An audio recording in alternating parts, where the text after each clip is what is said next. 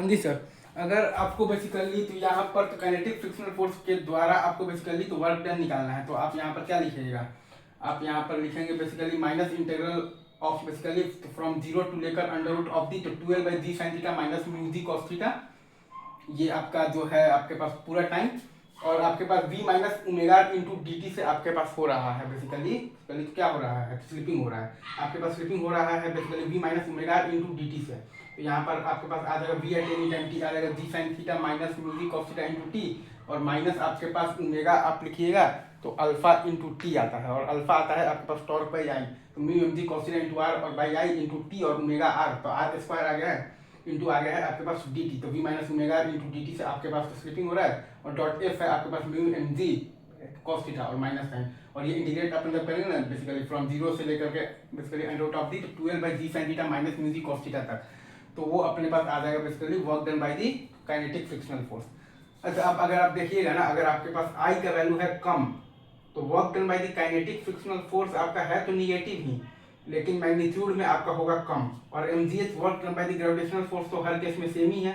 तो ये पूरा आपका हो जाएगा ज्यादा, और half mv square translational kinetic energy भी हर केस में सेम है, तो हाफ आई ओमेगा स्क्वायर हो जाएगा ज्यादा। Right sir, is it true? तो आई कम तो रोटेशनल काइनेटिक एनर्जी है आपके पास ज्यादा। और अगर आप एक चीज और ध्यान दीजिएगा कि अगर आई ज्यादा है आपके पास तब भी आप देखिएगा तो work done by the kinetic frictional force है तो निगेटिव ही, लेकिन इसमें एक चीज है कि work done by the kinetic frictional force है तो निगेटिव ही, लेकिन उसका मैग्नीट्यूड ज्यादा हो गया है। अगर आई आपका ज्यादा है तो work done by the kinetic frictional force है तो निगेटिव ही, लेकिन उसका मैग्नीट्यूड ज्यादा हो मतलब हो गया है। और mgh आप देखिएगा तो हर केस में तो सेम ही है,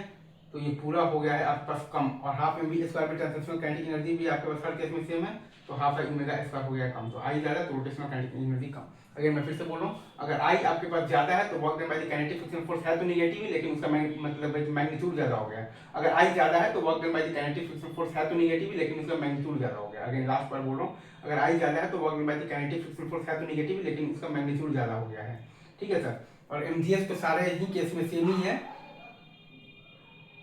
work done by the gravitational force same ही है, तो ये पूरा हो गया है आपके पास कम, और half mv square translational kinetic energy भी आपके पास हर केस में सेम ही है, तो हाफ आई ओमेगा स्क्वायर हो गया है आपके पास कम, तो आई ज्यादा तो रोटेशनल काइनेटिक एनर्जी कम, और अगर आई है कम तो work done by the kinetic frictional force है तो निगेटिव, लेकिन इसका मैग्नीट्यूड हो गया है कम। अगर आई है कम तो work done by the kinetic frictional force है तो निगेटिव, लेकिन इसका मैग्नीट्यूड हो गया है कम, और mgh work done by the gravitational force तो हर केस में आपके पास सेम ही है, तो ये आपका हो गया है ज्यादा, और हाफ mv स्क्वायर तो ट्रांसलेशनल काइनेटिक एनर्जी भी आपके पास हर केस में सेम ही है, तो ये हो गया है आपके पास ज्यादा हो गया है, मतलब कि आई कम तो रोटेशनल काइनेटिक एनर्जी ज्यादा है। यस, आप ये कॉन्सेप्ट अच्छे से समझ लोगे। चलिए sir, thank you very much, love you guys.